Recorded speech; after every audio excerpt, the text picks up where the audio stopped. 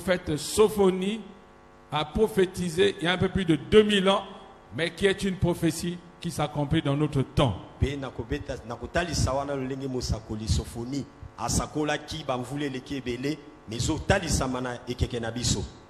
Dans Sophonie au chapitre 3, au verset 8, il est écrit: attendez-moi donc. Dieu parle à Israël. Il dit: attendez-moi donc, dit l'Éternel, au jour où je me lèverai pour le butin.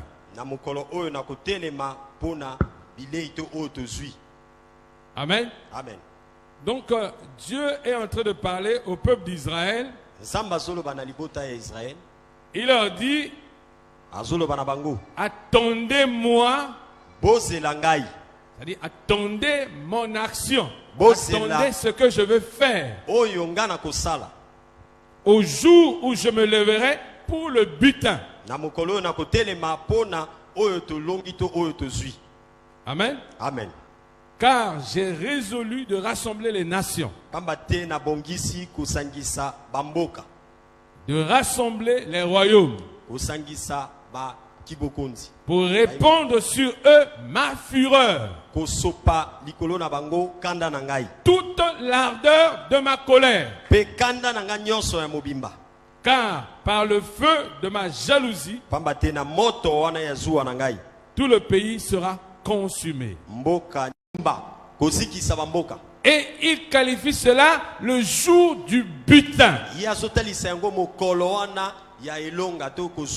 Est-ce que vous comprenez? Amen. En général, on parle du butin de la guerre. C'est-à-dire, quand deux nations s'affrontent, celle qui est vainqueur va prendre le butin de la guerre. Amen. Amen. Il va s'accaparer des richesses de la partie vaincue et il va les prendre en possession. Regardez dans quel terme Dieu parle. Est-ce que tu comprends l'expression de ce que dit? Il dit à son peuple Israël: attends, sois calme, reste tranquille. Le jour viendra où je me leverai contre les nations, je les consumerai et je prendrai ce butin-là pour te le donner.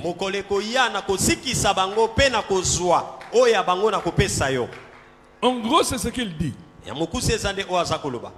C'est une prophétie que Dieu dit sur Israël dans les temps difficiles d'Israël.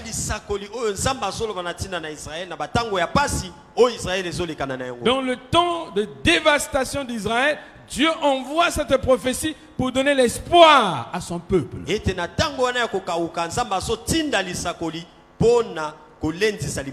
Et cette prophétie a traversé les âges, les siècles. Et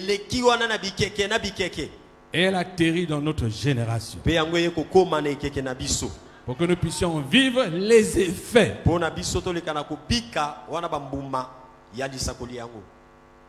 Au verset 9, il ajoute quelque chose de très important. Dans cette promesse concernant Israël, au temps de l'accomplissement de cette prophétie, il dit: je donnerai au peuple des lèvres pures, afin qu'ils invoquent tous le nom de l'Éternel, pour le servir d'un commun accord. Au temps où Sophonie donne cette prophétie, Israël n'a pas les lèvres impures, n'a pas les lèvres pures plutôt. Donc c'est une prophétie qui ne concernait pas le temps de Sophonie, mais qui concernait un temps à venir où Dieu purifierait les lèvres d'Israël pour qu'il l'adore d'un commun accord.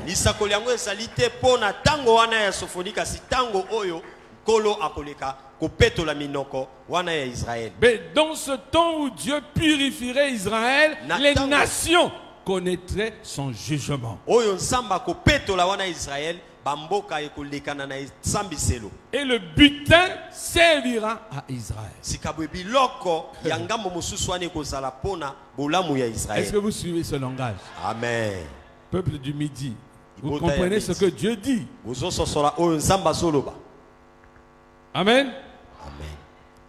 Et il ajoute: alors je donnerai au peuple des lèvres pures afin qu'ils invoquent tous le nom de l'Éternel pour le servir d'un commun accord.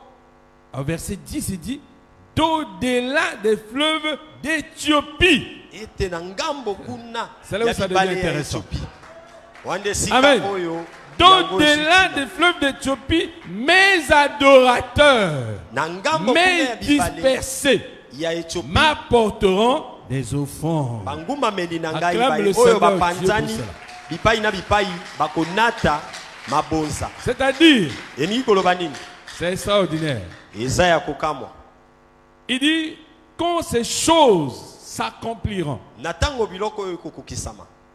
mes dispersés qui seront à ce moment-là au-delà des fleuves de l'Éthiopie. Est-ce que tu suis? Est-ce que tu me suis? Dieu est très clair. Il parle à Israël. Il dit dans les jours, dans les siècles à venir, je purifierai les lèvres d'Israël pour qu'ils m'adorent d'un commun accord. Mais entre-temps, je jugerai les nations et le butin, je le donnerai à mon peuple Israël pour qu'il m'adore et m'apporte ses offrandes.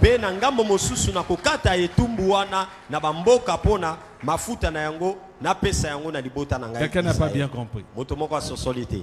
Il dit, mes dispersés, mon peuple Israël se trouvera à ce moment-là au-delà des fleuves d'Éthiopie.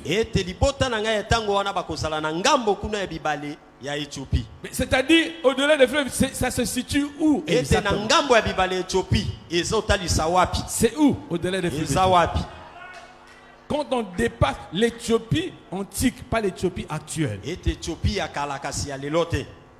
Les frontières de l'Éthiopie antique s'arrêtait dans la région des Grands Lacs. Et là où il y a les fleuves, c'est-à-dire l'Afrique centrale.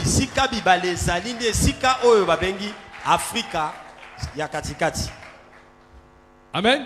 Amen.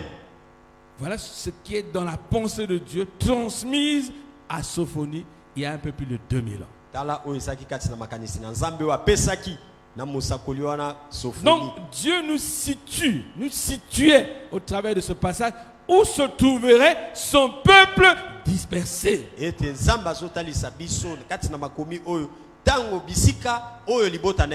Son peuple dispersé se trouverait au-delà des fleuves de l'Éthiopie. Et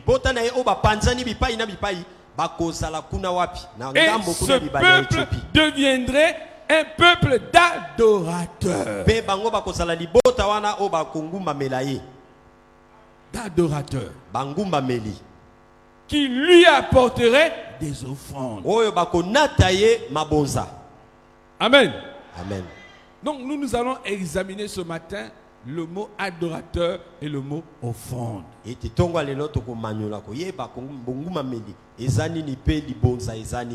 Amen. Amen. Mais comprenons déjà que Dieu est en train de mener des jugements contre les nations et en train de récupérer le butin pour l'offrir à son peuple de manière que ce peuple vienne lui offrir.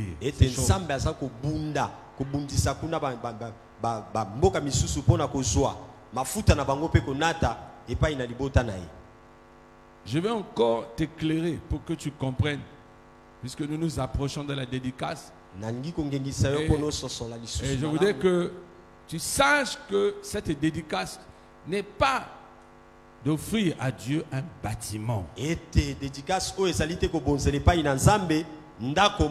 du matériel. Dieu ne s'intéresse pas à ces choses. Dieu s'intéresse à celui qui lui donne cette bâtisse.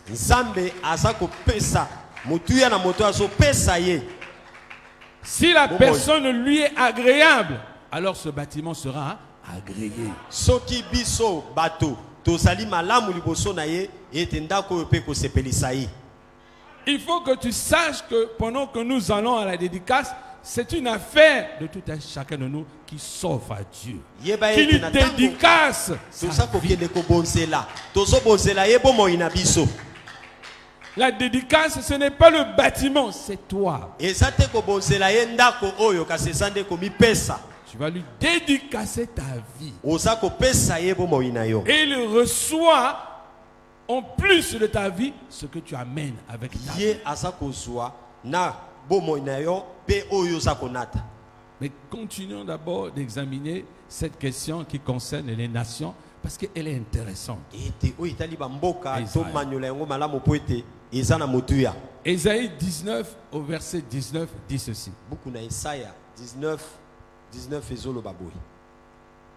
En ce temps-là,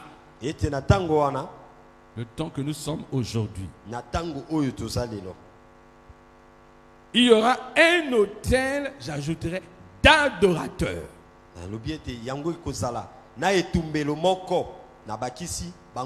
Au milieu du pays d'Égypte. Et sur la frontière, un monument. Donc, Sophonie est confirmée par Ésaïe. Donc les adorateurs de Dieu se trouvent au milieu de l'Égypte.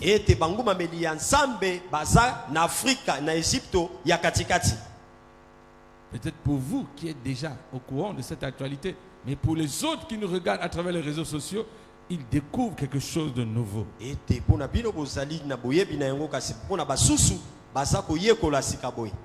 Quelque chose de nouveau. Je tiens à mettre cette précision parce que d'autres ne savent pas ce que Dieu est en train de faire en Afrique centrale. Il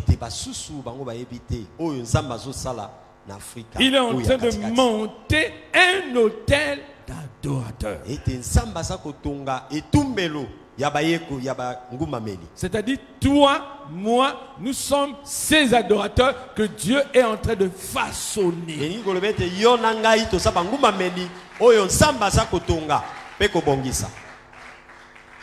Dans ce temps, c'est-à-dire en ce temps-là, c'est-à-dire dans notre temps, dans ce temps-ci, Dieu est en train de bâtir un autel des adorateurs. La qualité des chrétiens que Dieu attend ici, ce sont des adorateurs. Puisque c'est l'attente de Dieu, puisque c'est le plan de Dieu pour ce temps-ci, nous devons nous-mêmes comprendre exactement ce qu'est un adorateur.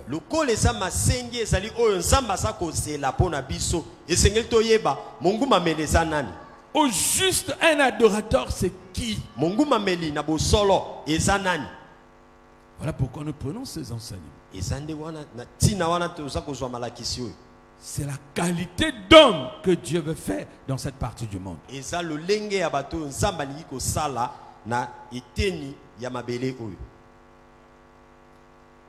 y a une autre définition qui est très importante que tu dois connaître et comprendre. Quand Dieu parle de nation, qui sont les nations? Où se situent les nations? Est-ce que c'est tous les peuples du monde qu'on appelle nations? Ne dormez pas, mon frère. Soyez très attentifs. Ce sont des paroles qui changeront ta destinée. Car tant que tu es ignorant, tu ne diffères en rien d'un esclave. Car seule la connaissance affranchit. La connaissance de la vérité t'affranchira. De la pauvreté, de la misère dans laquelle tu te trouves. Est-ce que tu m'entends? Amen. La vraie liberté commence par connaître la vérité.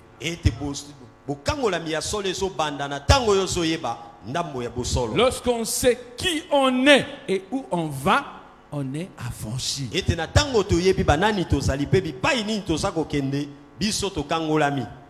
Tant que nous ne savons pas qui nous sommes, ni où nous allons, nous sommes aveugles, misérables. Et c'est ce que nous sommes. Pour nous sortir de cette condition misérable, c'est connaître ce que Dieu a dit sur nous.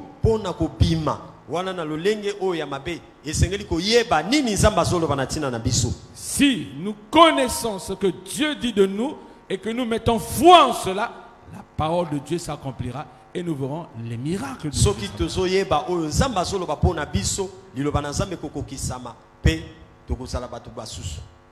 Amen. Amen. Je vais encore lire avec toi Luc 21, verset 25. Le Seigneur est avec ses disciples. Il lui pose la question. À quel signe reconnaîtrons-nous le signe de ton avènement?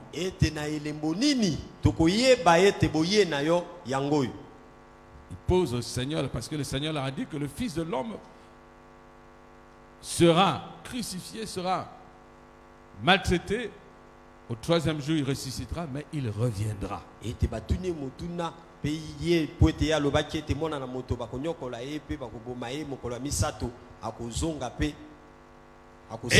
les disciples, étant au courant de ce cheminement, du parcours du Seigneur, lui posent la question, mais comment on saura que ton avènement, ton retour est proche?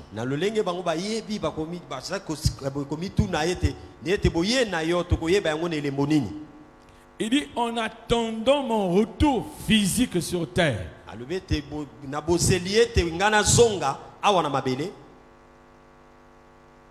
Où tout le monde parle de la seconde venue du Seigneur. Mais il a dit, mais avant mon retour, avant ça, il dit, Jérusalem sera dispersée, foulée aux pieds par les armées étrangères. Et dans ce temps-là, il dit, ça sera un temps de détresse au milieu des enfants d'Israël. Il dit, celui qui est dans le champ fuit, ne revienne plus dans la ville, parce que la ville sera déjà occupée. Est-ce que vous comprenez? Et la plupart du temps, les gens interprètent cette prophétie comme étant la seconde venue du Seigneur.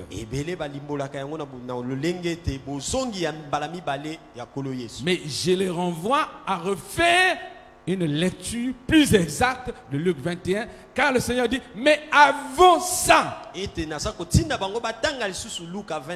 avant que la colère, les coupes de la colère de Dieu ne se répandent sur la terre, il y a d'abord le problème d'Israël.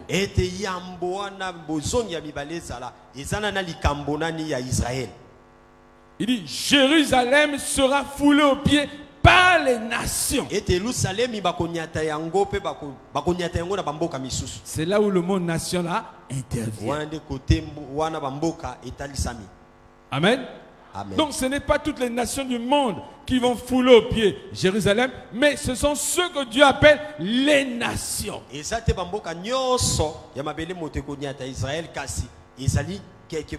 Et vous comprenez pourquoi Dieu va en jugement contre les nations, parce que c'est elles qui ont foulé Jérusalem.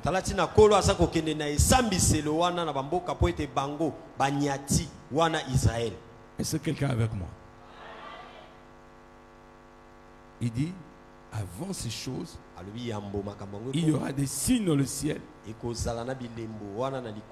dans la lune et dans les étoiles, et sur la terre, il y aura de l'angoisse chez les nations. Est-ce que vous comprenez? Amen. Les disciples lui ont posé la question, à quel signe on va reconnaître ton avènement? Il dit, au nombre des signes qui concernent l'approche de mon avènement, il y aura de l'angoisse chez les nations.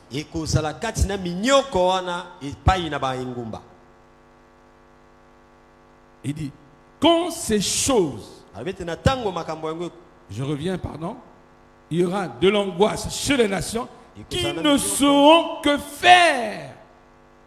Ils ne sauront plus que faire. Amen. Amen. Au bruit de la mer et des flots. C'est là qu'on est dans l'actualité. Les nations seront dans l'angoisse et ne sauront plus que faire. Au bruit de la mer et des flots. Le bruit de la mer et des flots, c'est un langage parabolique pour parler de la guerre.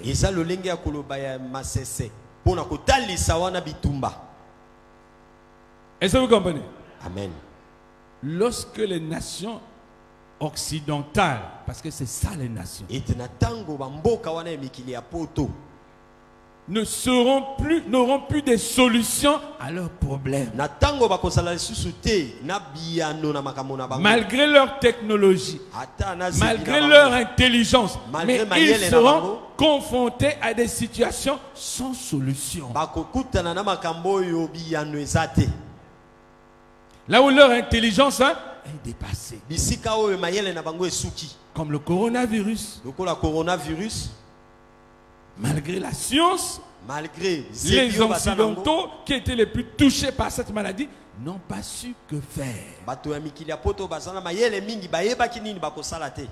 On sort du coronavirus et voilà maintenant qu'il y a le bruit de guerre.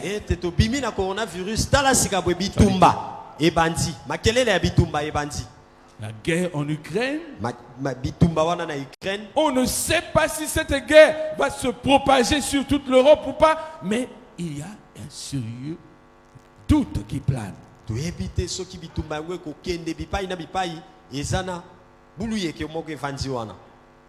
y a des nations qui sont, et d'abord au-delà même de la guerre, il y a la question de l'approvisionnement énergétique.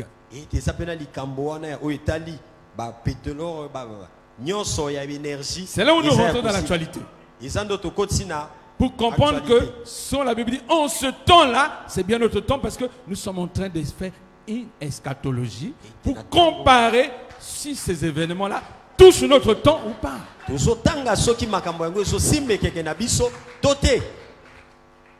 Et en examinant bien, nous comprenons que cela correspond bien à notre actualité.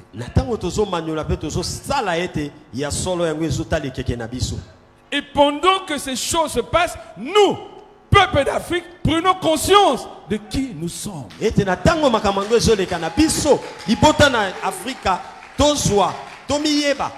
Non. Nous sommes en train de prendre conscience. Par le réveil du midi, nous savons maintenant qui nous sommes.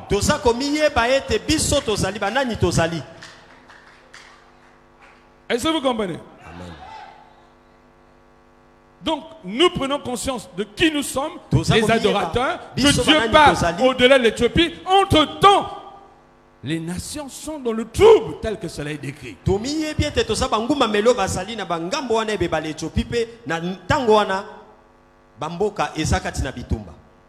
Vous savez, le poisson pourrit toujours par la tête.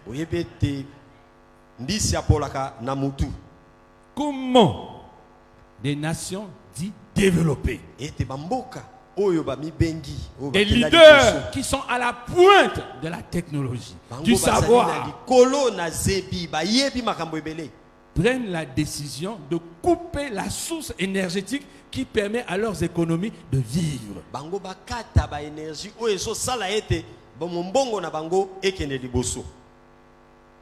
Ça ne s'explique plus. Amen. Est-ce que vous savez? C'est-à-dire c'est la personne qui suit la branche sur laquelle il est assis. Et ça lokola moto yo avandi na kiti pe azokata makolo ya kiti. Amen. Amen. Il y a un problème. Du coup, tous les prix ont augmenté de près de 30%. Et quand vous ouvrez la télévision en Europe, le peuple est dans la rue à cause de la vie chère.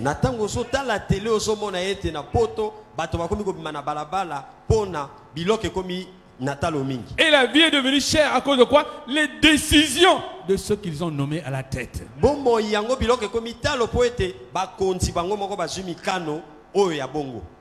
y a un problème.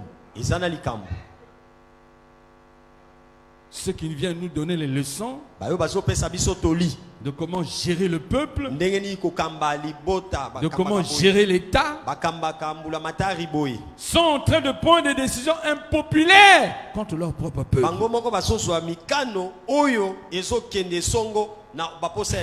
C'est où la Bible parle de flot et de bruit de mer. D'un côté, vous avez la crise économique. D'un autre côté, vous avez les bruits de guerre. Face à de telles situations, vous ne savez plus que faire.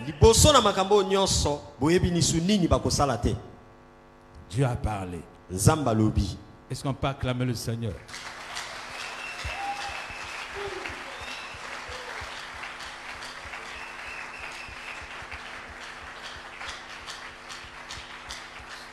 Ce matin, je venais de saisir une information qui va certainement bouleverser le monde et qui risque d'entraîner l'effondrement des États-Unis d'Amérique.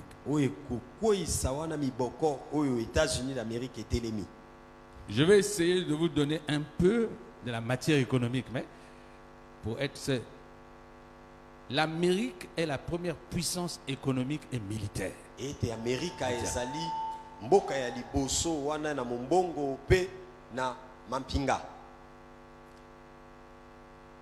Le dollar américain,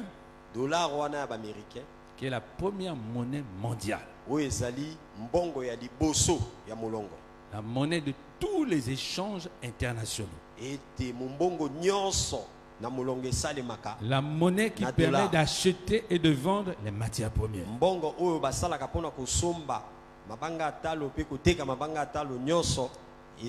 S'il s'avérait que cette monnaie s'effondre,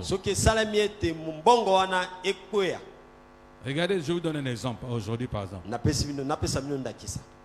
Le dollar contre le CFA se changeait il y a un peu moins de 6 mois à $1 pour 600 francs CFA, voire 580 francs CFA.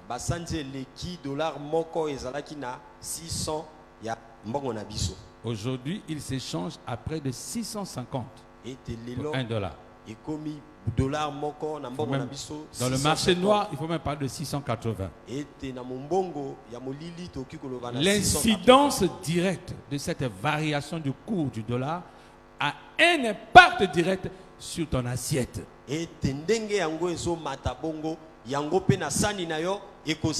Tu as remarqué qu'au marché, tout devient cher. C'est la variation du dollar. Hier, avec $1, tu avais 500 francs CFA. Aujourd'hui, avec $1, tu as 680 francs CFA. Ça veut dire que les choses te coûtent près de 30% plus cher à l'achat. Puisque avec $1, avant tu avais plus de CFA, donc ton pouvoir d'achat était plus important. Aujourd'hui, ton pouvoir d'achat a été réduit de près de 30%. Voilà pourquoi le panier de la ménagère est devenu plus léger.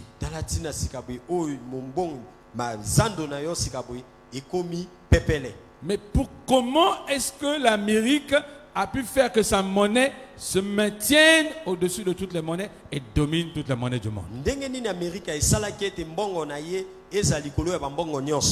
La première chose, c'est la puissance militaire.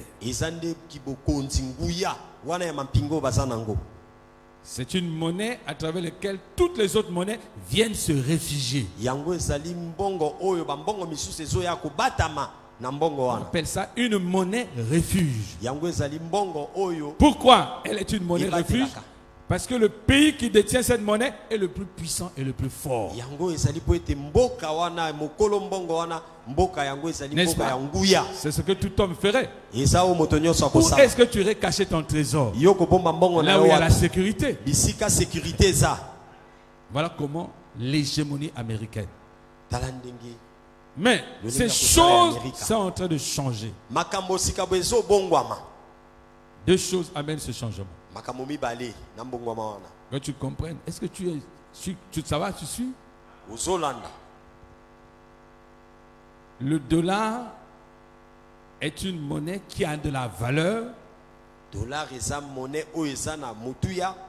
Parce qu'on parle de pétrodollar. Ça veut dire que tant que les gens achètent le pétrole, les gens auront toujours besoin de dollars. Pourquoi? Parce que le pétrole se vend en dollars. Est-ce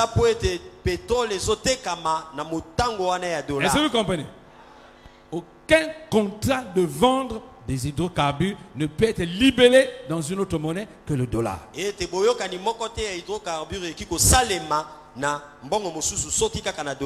C'est ça leur gage. C'est pour ça que les Américains peuvent imprimer autant de dollars qu'ils veulent. Il n'y a pas de besoin de contrepartie parce que la contrepartie, c'est le pétrole.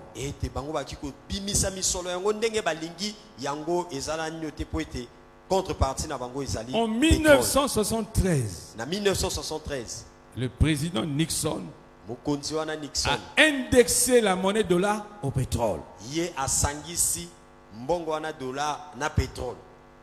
Amen. Amen. Tu sais pourquoi est-ce que quelquefois tu dis il n'y a pas d'argent qui circule?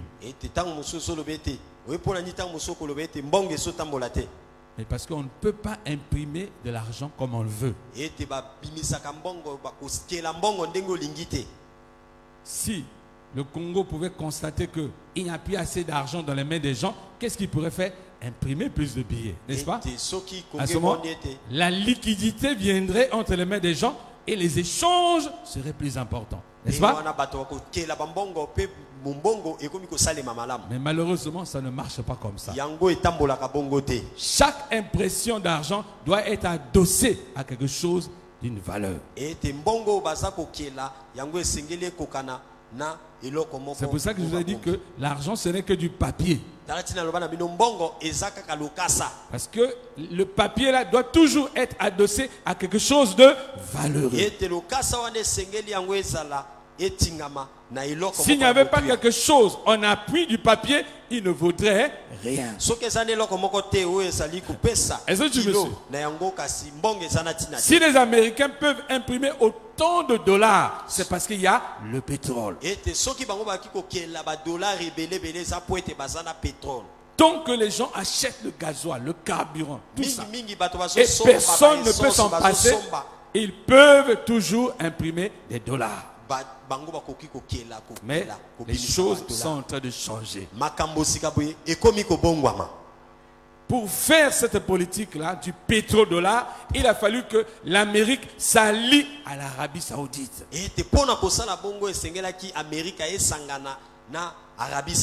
Qui est le premier producteur de pétrole au monde. Hier, le roi d'Arabie Saoudite a fait une déclaration fracassante qui va dans le sens de la prophétie. Il a dit il est en train de rompre son alliance avec les États-Unis pour joindre le bloc Russie-Chine.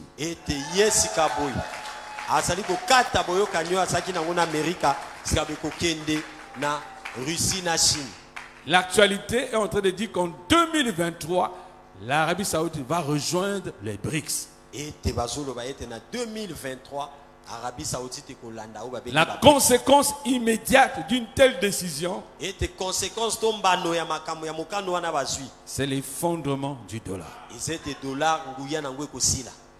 Si le dollar s'effondre, si dollar l'économie américaine s'effondre.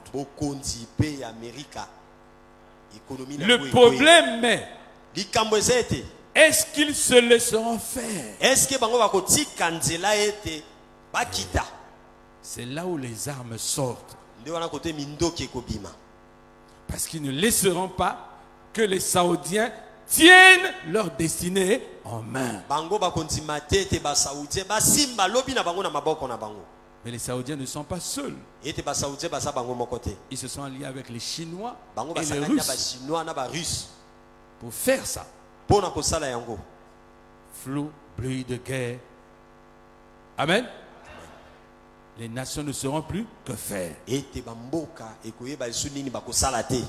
Mais pendant que nous sommes en train de parler certainement d'un effondrement futur du dollar, nous sommes déjà en train d'assister à l'effondrement de l'euro.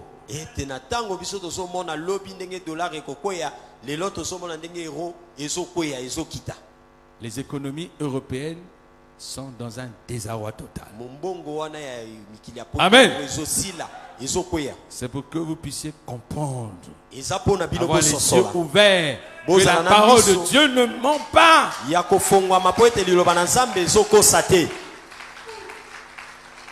Ne ment pas. Informez-vous. Le monde change à une vitesse incroyable. Ce qui était hier ne l'est plus. Certainement, ne sera plus demain.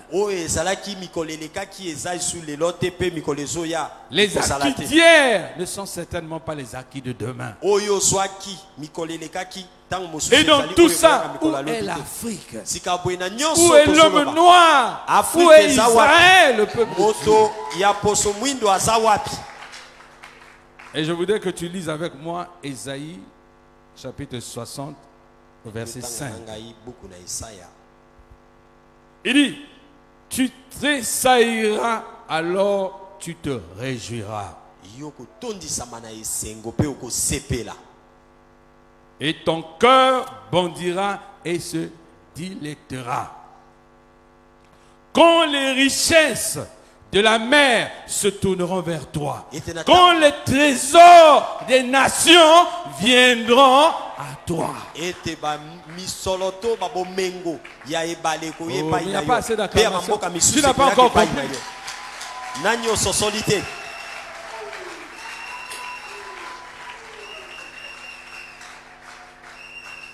Vous savez, la richesse certes se crée, mais la richesse a un principe. Elle change toujours de main.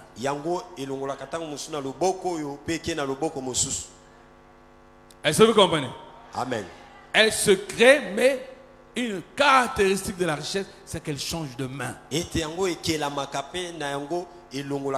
Voilà pourquoi la Bible dit, parlant du Seigneur, il dit, de riche qu'il était, il s'est fait pauvre pour que nous soyons enrichis. Donc, ça change toujours de main.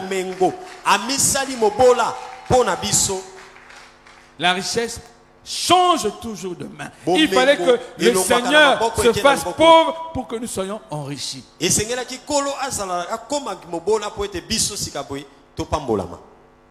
Le prix de la richesse des Européens, c'est notre pauvreté. Oui.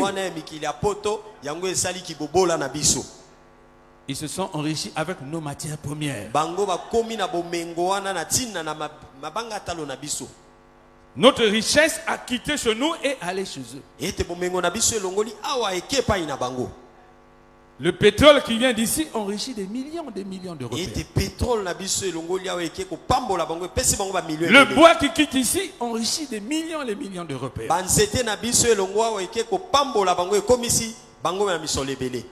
C'est eux qui décident à quel prix on doit vendre la matière première qui vient du Congo.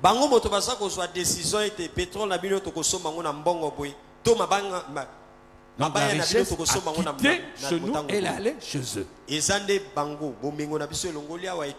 Dieu rétablit la justice en ramenant la richesse qui était prise ici, la ramène chez nous.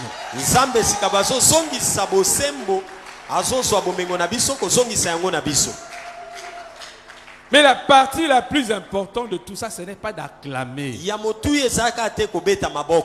Que feras-tu avec cette richesse? C'est là où le mot adorateur et offrande devient important. Amen. Wande côté oyo tina ya bonguma meli pe ya libonza ezuitina nango. Et Dieu ne peut pas mettre une richesse entre les mains d'un pauvre, d'un peuple ignorant et esclave. Samba kiko swate bomengo wana kotia yango na maboko ya bato bayebite pe basana babo na kibobola bayebite. Tout le besoin d'un réveil. Dalatina nde ya bolamuki. Voilà pourquoi j'ai écrit 3 livres très importants. Le premier livre, c'est de sortir de ses racines, de la servitude. Le remède contre l'iniquité te permet de comprendre comment sortir de 2000 ans de servitude. Est-ce que tu m'entends? Amen. Je dirais d'abord, le premier, c'est d'abord te permettre de prendre conscience, le réveil. Tu dois d'abord te réveiller. Savoir qui tu es. À quoi Dieu t'appelle. Et quel est ton destin. Est-ce que tu es avec moi? Amen. Le deuxième, c'est de savoir qu'est-ce qui t'est arrivé pour que tu sois dans une telle condition. Quelle est la source de ton problème? Quelle est la racine de ton problème? Comment sortir de ce problème? Le troisième, c'est le travail. est la seule manière de créer la richesse. Et avec cette richesse, tu dois adorer Dieu, car le travail est une adoration à Dieu.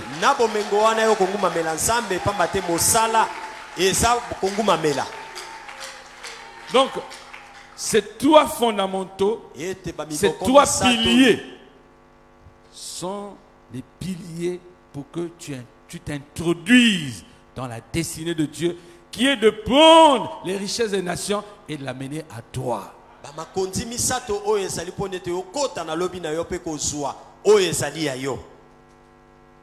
Si l'Occident n'est plus en paix,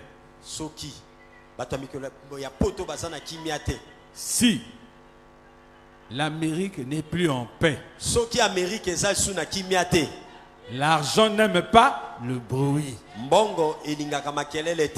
Il va quitter là où il y a le bruit et il ira là où il y a la paix.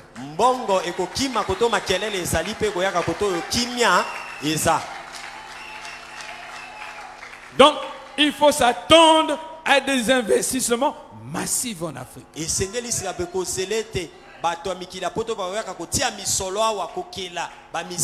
Mais avec qui collaboreront-ils? Quand les Européens viendront, trouveront-ils un peuple ignorant de sa destinée?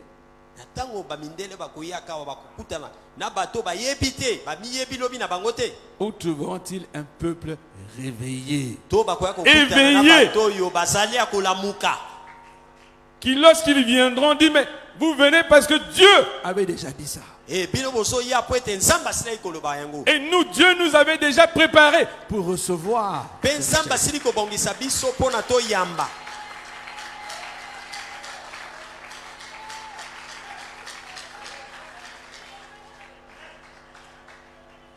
Il y en a qui pensent que c'est banal ce qu'on est en train de dire. Mais je vous le dis, ce n'est pas seulement en priant, en jeûnant qu'on est transformé. Non. Voilà pourquoi on doit savoir qui est un adorateur. Amen. Amen. Au regard du temps, je vais aller vite pour clôturer ce message de ce matin. Donc, Dieu a besoin d'une stature d'homme. Non, pas des parleurs. Des gens faits, façonnés, taillés par Dieu lui-même. Amen. Pas des farceurs qui viennent pour s'asseoir, qui ne comprennent pas ce que Dieu veut faire, qui ne veulent pas collaborer avec Dieu dans son plan de façonnage. Dieu veut créer un prototype d'homme et de femme qui est à son image. Vas-tu collaborer ou vas-tu résister? C'est de ça qu'il s'agit. Si tu collabores, ça veut dire que tu es d'accord avec les objectifs de Dieu et tu te laisses faire.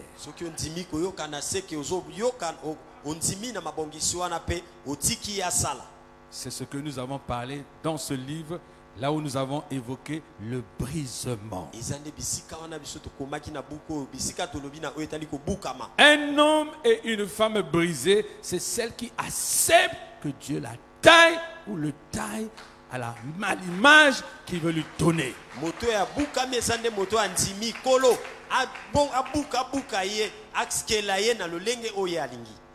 À ce moment, un tel homme et une telle femme est assidu au temple, persévère dans les enseignements, parce qu'il sait que chaque enseignement constitue une part du façonnage de Dieu.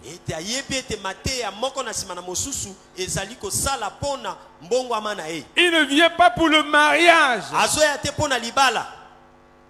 Il vient parce qu'il veut être à l'image de son maître.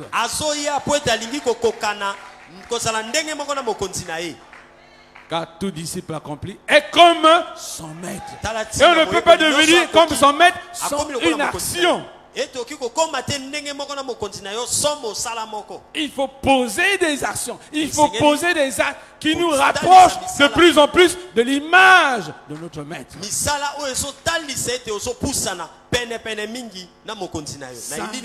là où nous avons évoqué le brisement. Sans brisement, on ne peut pas atteindre la stature.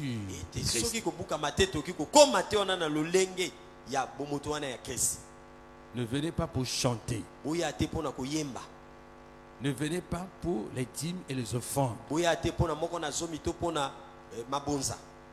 Venez pour être façonné, pour être discipliné. Voilà pourquoi la Bible déclare qu'il persévérait chaque jour. Il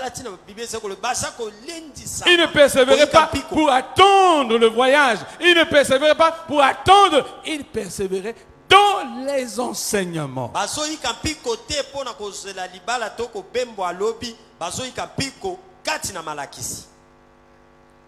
Il faut changer cette mentalité où l'église est devenue un lieu de fétichisme. Le christianisme, ce n'est pas le fétichisme. Regardez, il a dit, le féticheur, il reçoit celui qui est malade, le dernier lui donne l'argent et il lui donne la guérison et chacun s'en va là.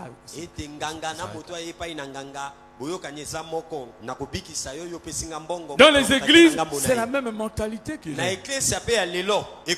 Il y a des gens qui parcourent d'église en église pour chercher une solution.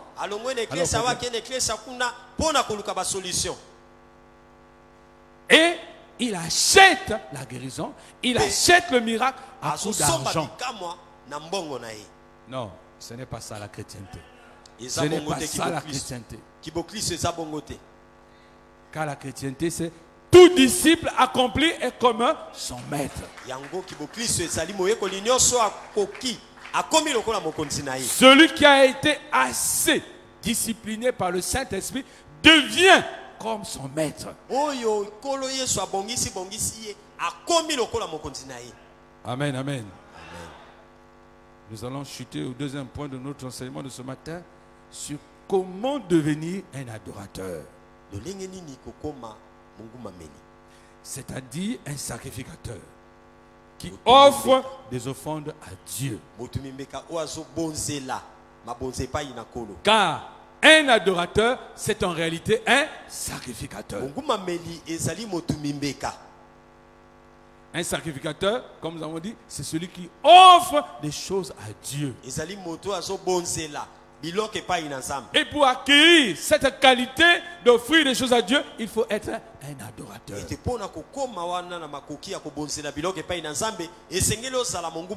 Je vous avais dit, Dieu n'accepte pas n'importe quoi de n'importe qui. Même tel que nous voulons lui offrir ce temple-là, qui vient de nous, ça dépend de qui nous sommes. Pour qu'il agrée. Ce n'est pas la beauté du temple qui fera que Dieu agrée. C'est la beauté de ton cœur. La pureté de ton cœur. La qualité que tu as d'être un adorateur et d'être un sacrificateur. Si tu offres ce temple au Seigneur autant que sacrificateur, il va l'agréer.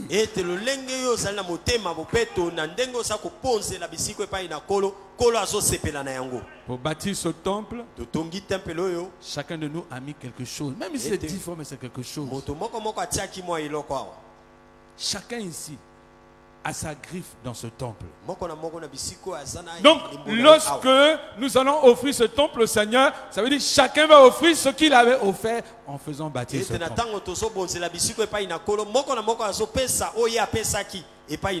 Maintenant, ce que Dieu va regarder, c'est toi qui avais mis quelque chose ici. Qui es-tu?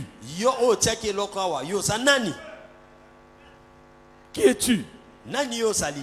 Si l'ensemble que nous constituons sommes des adorateurs, ce temple sera agréé parfaitement.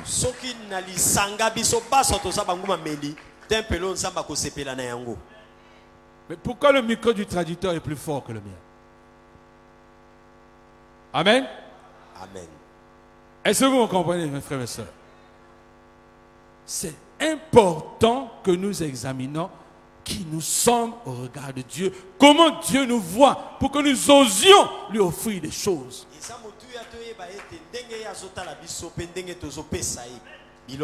Comprenez-vous cela, mes frères et sœurs? Puisque nous sommes à l'approche de la dédicace, il est important que nous comprenions que veut dire dédicacer.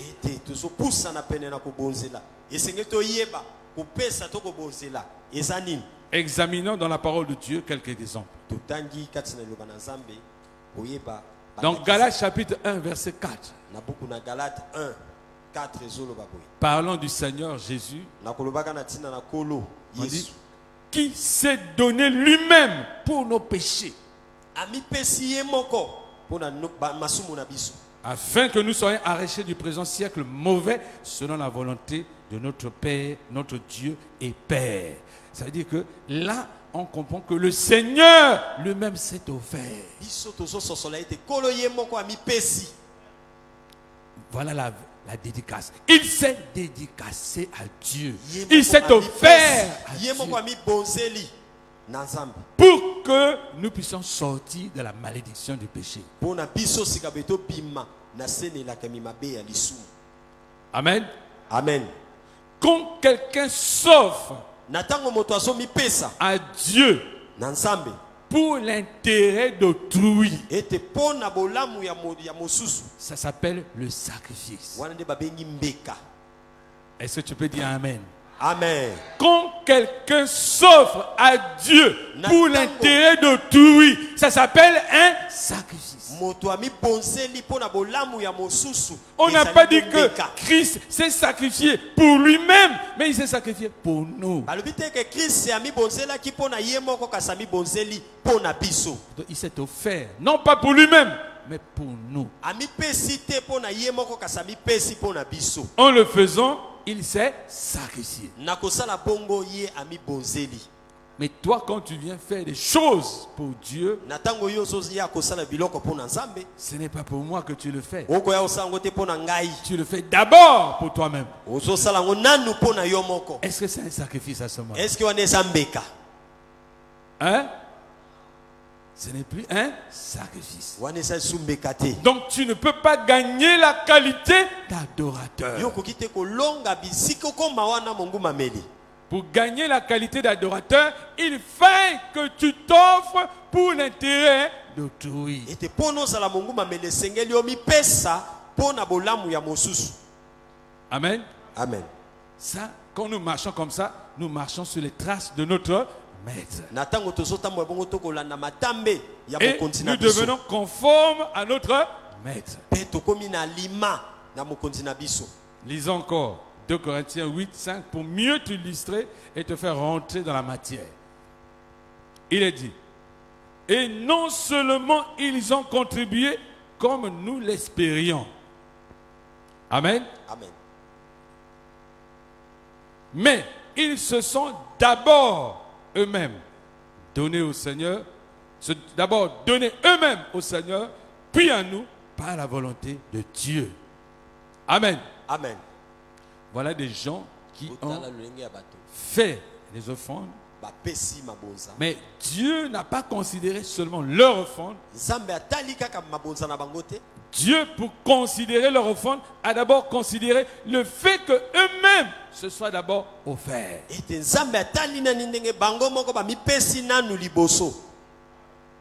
Et c'est là que nous, qui offrons au Seigneur ce temple, devons d'abord examiner, est-ce que nous-mêmes, nous nous sommes déjà offerts?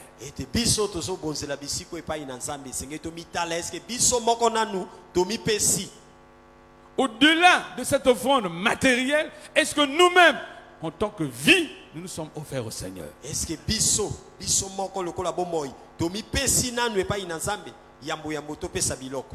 C'est ce qui serait bibliquement correct. C'est ce qui épouse la pensée de Dieu. C'est ce qui est en accord avec la volonté de Dieu.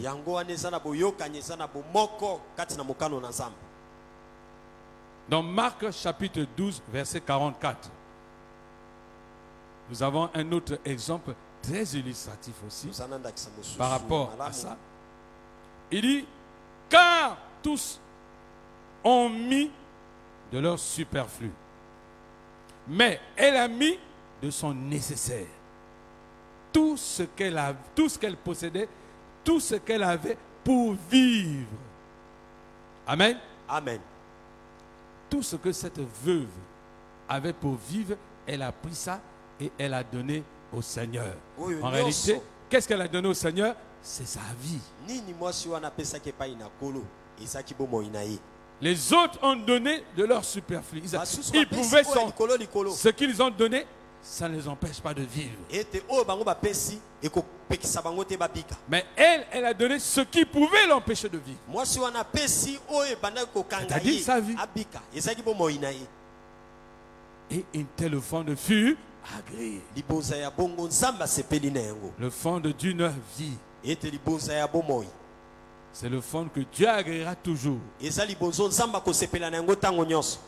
Pas le papier. Dieu n'agrée pas le papier que toi et moi appelons argent. Pour Dieu, ce n'est que du papier. Amen. Amen.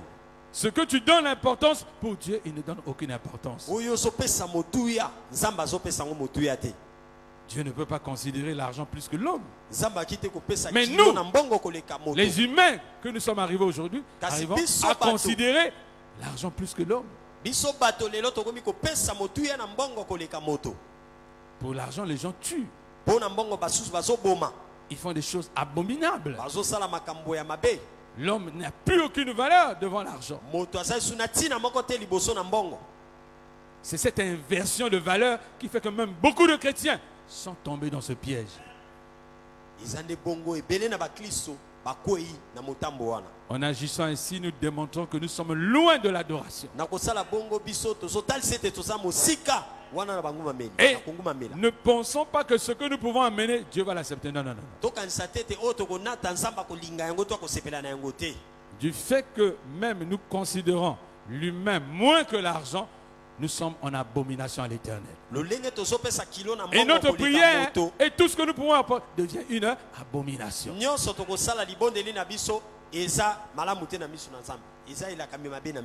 Il y a eu un événement très important dans la vie d'Abraham. Quand Abraham est revenu vainqueur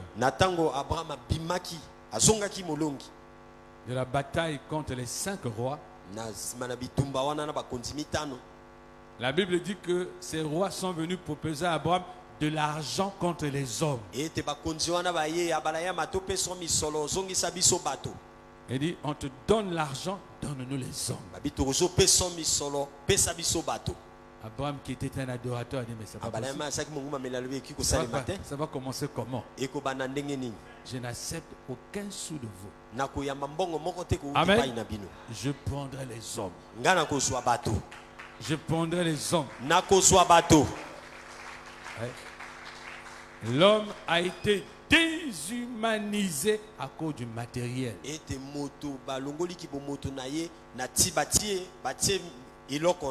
Un chrétien qui a un tel jugement de valeur est loin de l'adoration.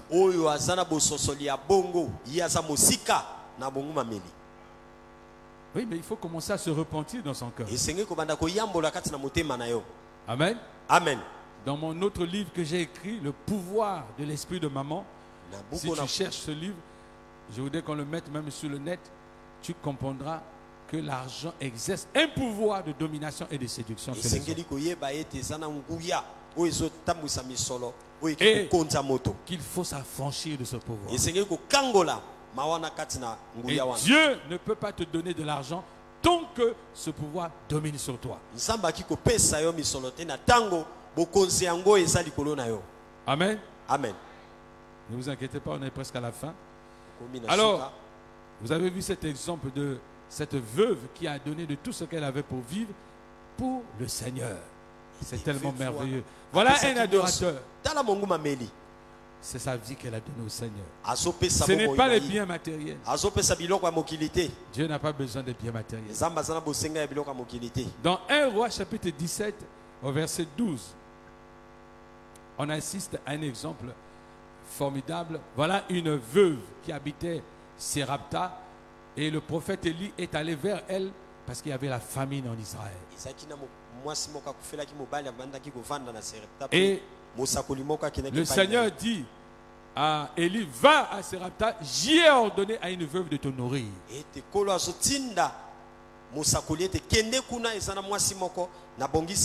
Voilà que le prophète Élie arrive à Sérapta, il trouve une veuve là qui était en train de faire du feu pour cuire la nourriture. Quand Élie arrive, il dit, ah voilà, Dieu m'a parlé, non, c'est formidable. Je vais manger.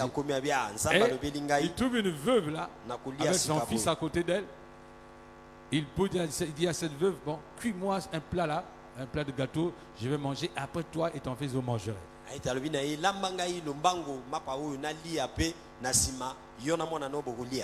La femme répond, dit, voilà le dernier repas qui me reste pour manger. Si je mange ce repas avec mon fils, il n'y a plus rien à manger, c'est la mort qui nous attend. Amen. Amen. Ah, quelle épreuve. Élie devait se dire, mais ça c'est quelle histoire ça?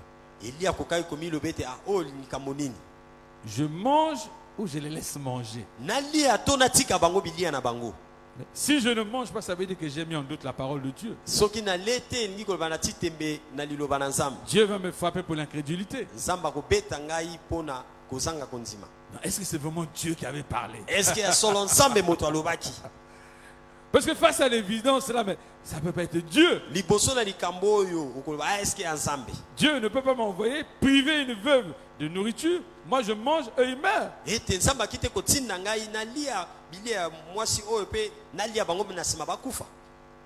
Amen. Amen.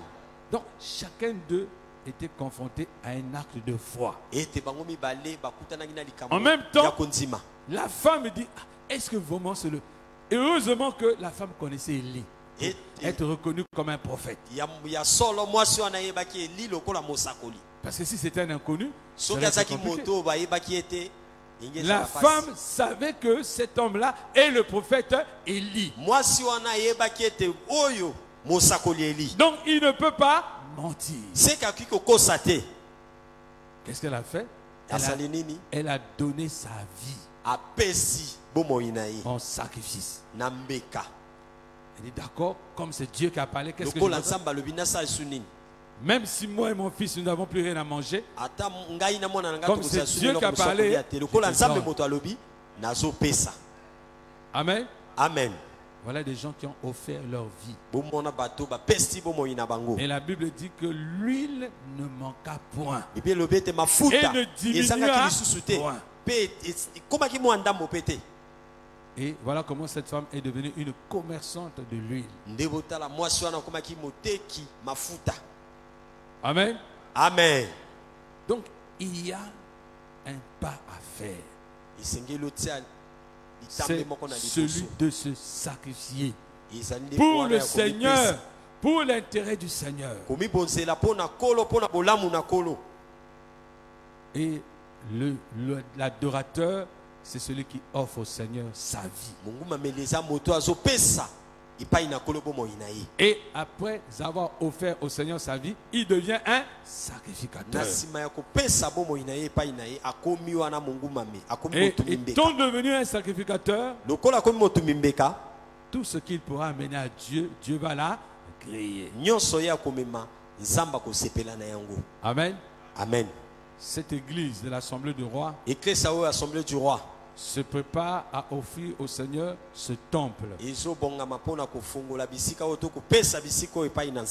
Il était important en tant que des contributeurs à chaque pierre de cet édifice,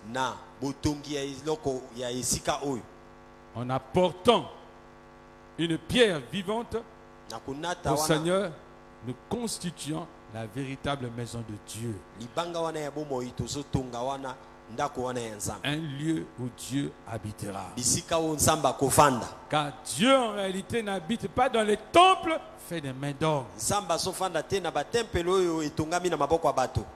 Mais Dieu demeure et réside là où des hommes et des femmes lui ont offert leur vie.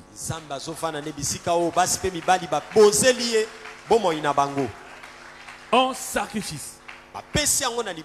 Amen. Amen. Et c'est ça le véritable culte. En vérité, le culte que nous rendons à Dieu, c'est celui de lui offrir nos vies. Tout autre culte en dehors de ce culte n'a aucune valeur, aucune considération. Tu as été édifié ce matin. Est-ce que si tu as été édifié, envoie un grand amen au Seigneur. Alors tu vas te lever avec moi, nous allons prier.